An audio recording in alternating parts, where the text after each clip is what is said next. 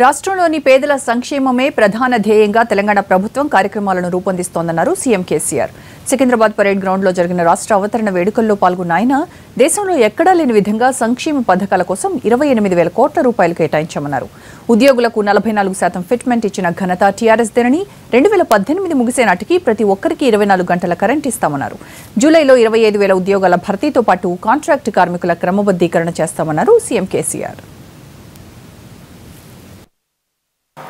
గతంలో నేను మీకు మనవి చేసినట్టుగా 2018 సంవత్సరం ముగిసే నాటికే తెలంగాణలో ఎవరికైనా ఏ రంగానికైనా 24 గంటలు నిరంతరాయ విద్యుత్ సరఫరా జరుగుతుందని మీ అందరికీ నేను హామీ ఇస్తున్నాను.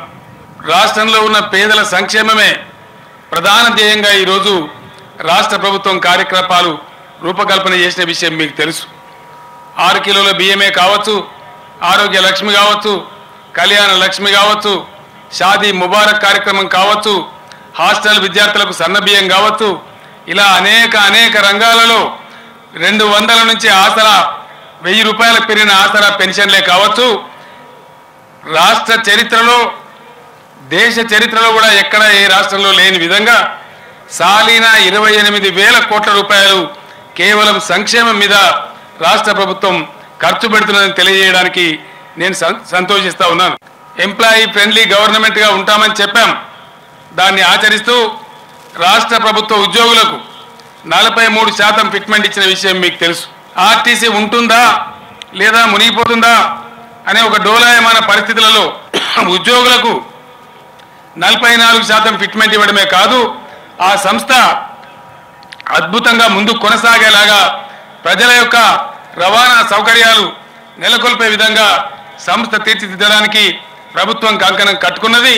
అవసరమైతే ప్రభుత్వ బడ్జెట్ నుంచే ప్రతి ఏటా గ్రాంట్ ఇచ్చైనా సరే ఆర్టీసీని ఒక అద్భుతమైన సంస్థగా తీర్చిదిద్దాలనే సంకల్పంతో ముందుకు రాష్ట్ర ప్రభుత్వం సాగుతున్నదని ఈ సందర్భంగా నేను మీ అందరికీ తెలియజేస్తా ఉన్నాను. ఇదే జూలై మాసంలో 25,000 ఉద్యోగాలకు వివిధ రాష్ట్ర ప్రభుత్వ శాఖలలో నోటిఫికేషన్లు ప్రకటించడం జరుగుతుంది.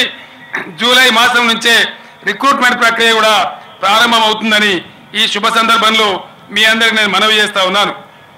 తెలంగాణ రాష్ట్రంలో ఉన్నటువంటి కాంట్రాక్టు కార్మికులందరినీ ఈ మాసంలోనే ఉత్తర్వులు ఇచ్చి జూలై మాసం నుంచి క్రమబద్ధీకరించే కార్యక్రమానికి కూడా ప్రభుత్వం శ్రీకారం చుట్టింది. ఈ సంవత్సరం లోపే అందరినీ కూడా క్రమబద్ధీకరించడం జరుగుతుందని ఈ సందర్భంగా నేను మీ అందరికీ తెలియజేస్తా ఉన్నాను.